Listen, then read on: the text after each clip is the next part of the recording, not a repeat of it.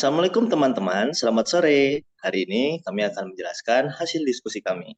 Adapun diskusi kami yaitu tentang teori kinetik gas yang beranggotakan sebagai berikut.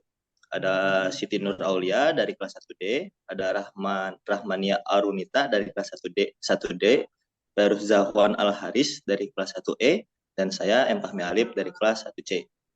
Untuk mempersingkat waktu, mari kita langsung memasuki diskusi kita. Adapun pemateri pertama yaitu Siti Nur Aulia. Kepadanya kami persilakan.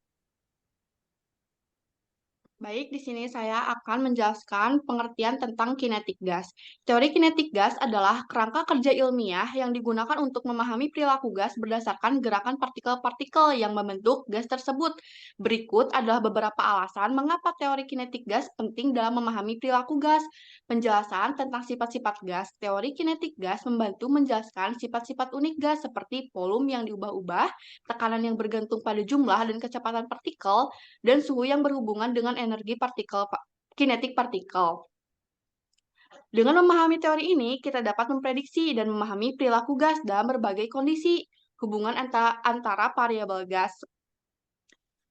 Teori kinetik gas membantu menjelaskan hubungan matematis antara variabel gas seperti tekanan, volume, suhu, dan jumlah partikel melalui hukum-hukum seperti hukum Boyle, hukum Charles, dan hukum Gay-Lussac. Kita dapat memahami bagaimana perubahan dalam satu variabel dapat mempengaruhi variabel lainnya.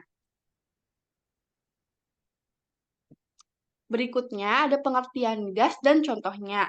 Gas adalah agregat materi yang memiliki volume dan bentuk yang dapat berubah sesuai dengan ruang yang tersedia. Ada nitrogen atau N2.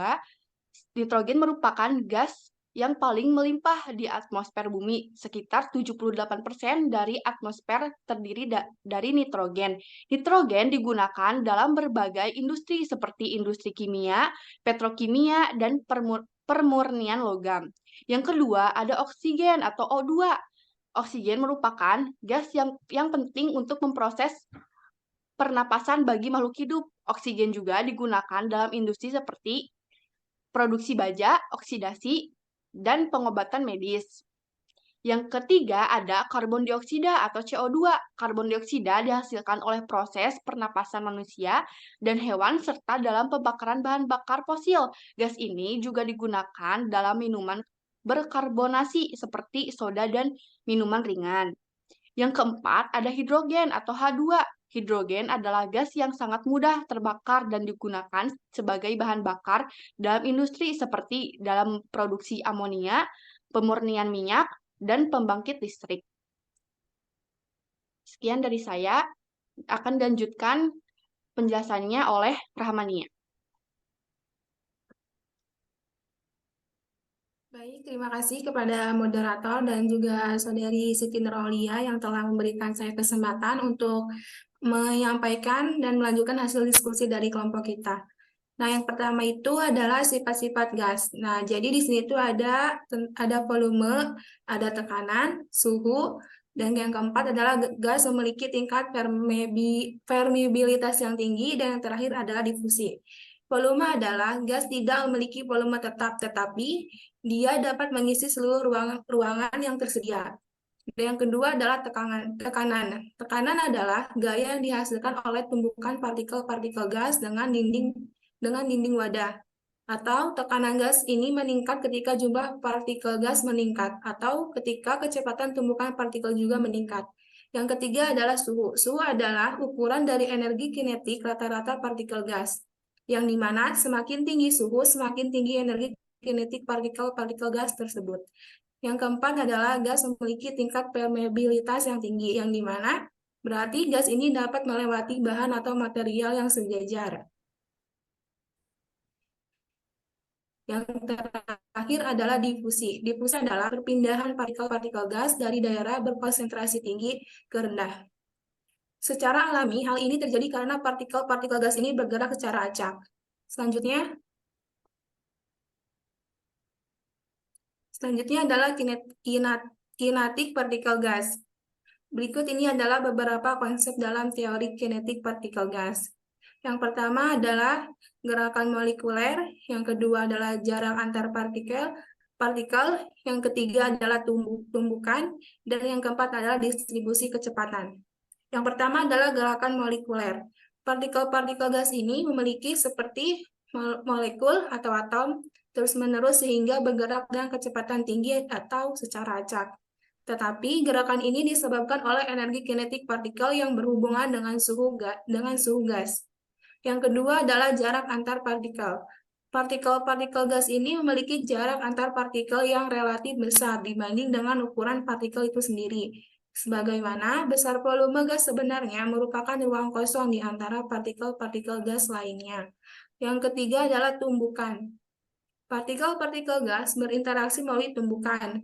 Nah, tumbukan ini itu dapat elastis atau tidak elastis, tergantung pada sifat dan energi kinetik partikel yang bertumbukan. Dan yang terakhir adalah distribusi kecepatan. Partikel-partikel gas ini memiliki distribusi kecepatan yang beragam. Beberapa partikel ini memiliki kecepatan tinggi, sedangkan yang lain memiliki kecepatan yang rendah. Yang dimana dia tuh menyajikan beberapa kecepatan partikel-partikel gas dalam suatu sampel. Sekian dan terima kasih, saya kembalikan kepada moderator. Baiklah, terima kasih. Untuk selanjutnya kita serahkan kepada pemateri ketiga, Fairuz Zaman Al-Haris. Kepadanya kita persilakan. Terima kasih kepada moderator telah memberikan waktu yang sangat panjang buat saya menjelaskan tentang hukum Boyle. Hukum Boyle juga dikenal sebagai hukum Boyle-Mariotti. Merupakan salah satu hukum dasar dalam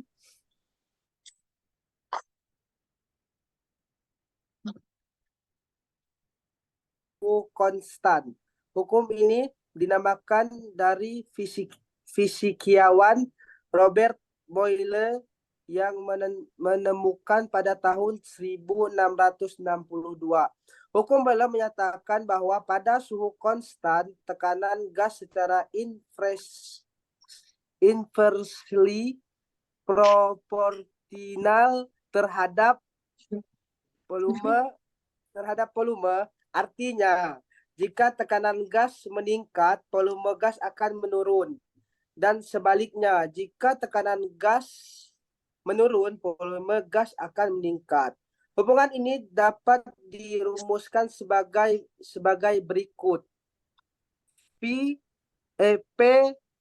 sama dengan P2 V2, di mana P2 dan P1 dan V1 adalah tekanan dan volume awal gas, P2, dan V2 adalah tekanan dan volume akhir gas setelah perubahan dalam hukum Boyle. Suhu harus dijaga konstan. Jika suhu berubah, hukum ini tidak berlaku. Hukum Boyle hanya berlaku untuk gas ideal, yaitu gas yang tidak mengalami interaksi antar molekul dan memiliki volume partikel yang diabaikan. Next.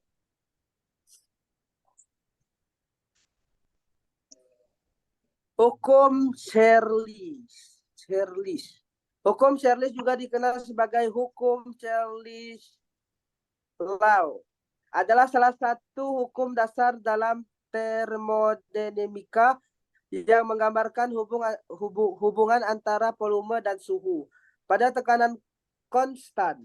Hukum ini dinamakan dari fisikawan sama kayak yang tadi, Jacques Charles, yang menemukan pada awal abad ke-19.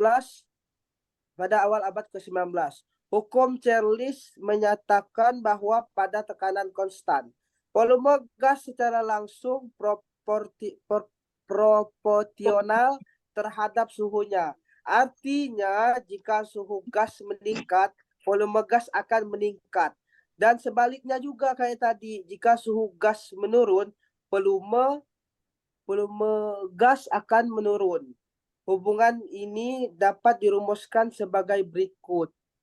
V2 atau P1. P2 sama dengan V1 atau T1 sama dengan P1 sama V2. Bener nggak? P1 per T1 sama dengan Oh, P2 per T2 sorry, salah sedikit. V1 per ya, per per kan? T1. Oh, berikut sebagai berikut. V1 per T1 T1 sama dengan V2 P per T2. di Benar mana? nggak? Iya.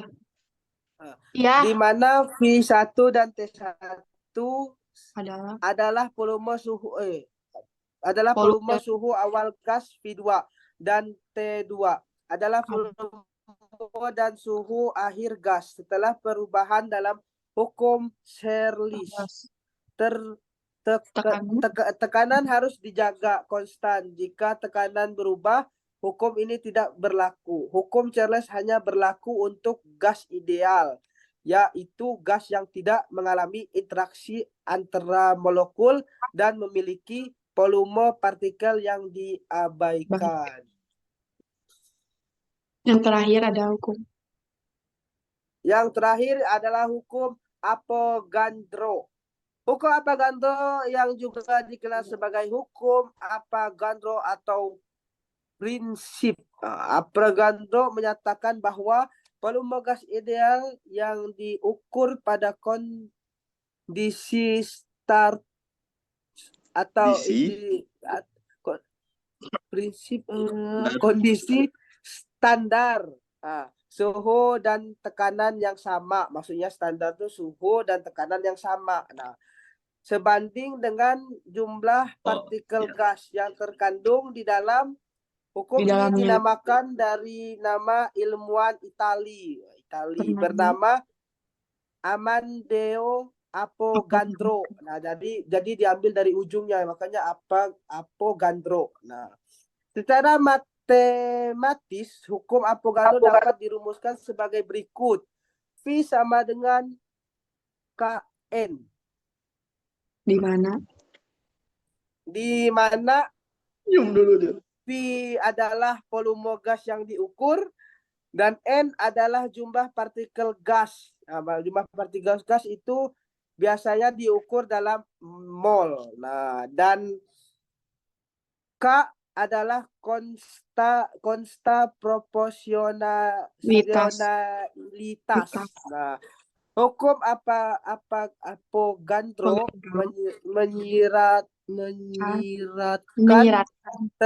menyiratkan tekanan tetap konstan dalam kondisi standar. Suhu adalah 27.273,15 Kelvin. Dan 0 sama dengan 0 derajat Celcius. Nah, dan tekanan adalah 1 atmosfer.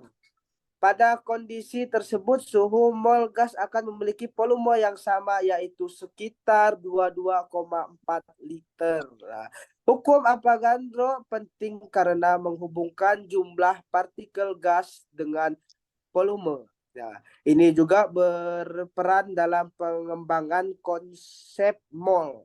Nah, konsep mol itu berperan yang menjadi dasar bagi perhitungan kuantitatif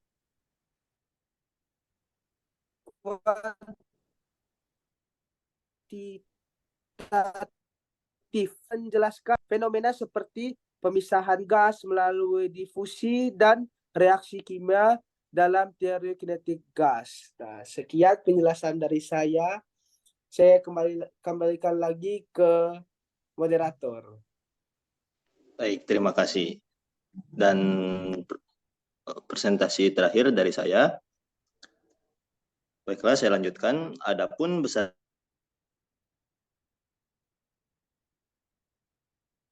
teori kinetik gas dan teori ekspansi energi gas itu ada hubungan tekanan dengan kecepatan rata-rata dengan rumus P sama dengan 1/3 MO M0 dalam kurung N per V VRT kuadrat.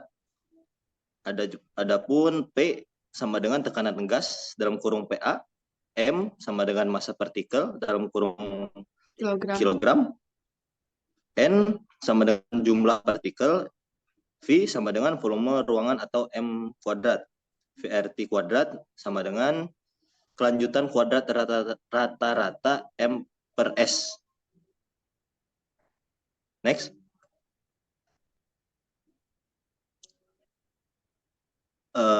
Selanjutnya adalah hubungan antara tekanan dengan energi kinetik rata-rata gas. Energi kinetik rata-rata gas itu dengan kecepatan rata-rata kuadrat. Adapun rumusnya itu P2/3 NEK per V. P sama dengan tekanan gas atau PA.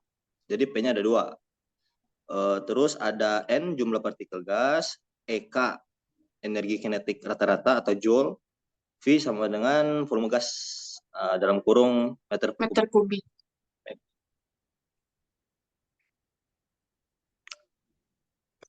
Next. Baiklah, yang terakhir itu adalah hubungan antara suhu dengan energi kinetik gas. Jadi suhu itu ada hubungannya dengan energi kinetik gas. Adapun rumusnya sebagai berikut. EK sama dengan 3/2 kT.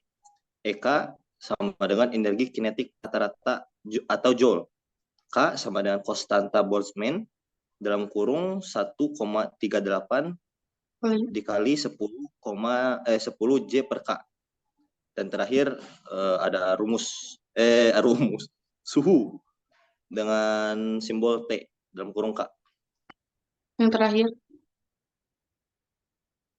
Adapun yang terakhir itu ada kecepatan efektif gas ideal. Dalam suatu ruangan dengan banyak molekul gas, molekul-molekul tersebut bergerak secara acak.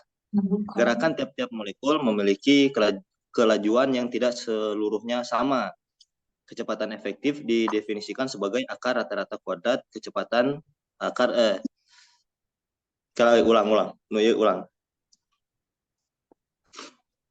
Baiklah, adapun yang terakhir itu adalah kecepatan efektif gas ideal. Dalam suatu ruangan dengan banyak molekul gas, molekul-molekul tersebut bergerak secara acak. Gerakan tiap-tiap molekul memiliki kelajuan yang tidak seluruhnya sama. Kecepatan efektif didefinisikan sebagai akar rata-rata kuadrat kecepatan. VRMS kuadrat adalah VRS kuadrat RTV sama dengan kecepatan efektif meter per sekon. K sama dengan konstanta Boltzmann dalam kurung 1,38 dikali 10 J per K.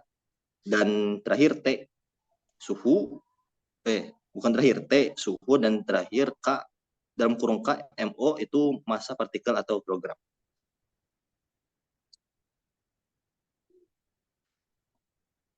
Baiklah.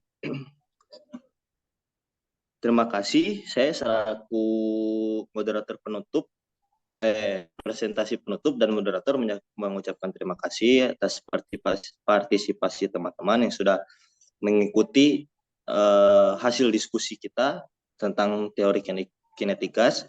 Diharapkan untuk teman-teman lebih memahami, lebih mengerti apa itu tentang teori kinetik gas, berpengaruhkah suhu dengan tekanan, rumus-rumusnya. Semoga harapan kami teman-teman yang menonton video ini bisa sedikit memahami tentang teori kinetik gas. Saya selaku moderator mengucapkan terima kasih untuk teman-teman dan enjoy for time. Next.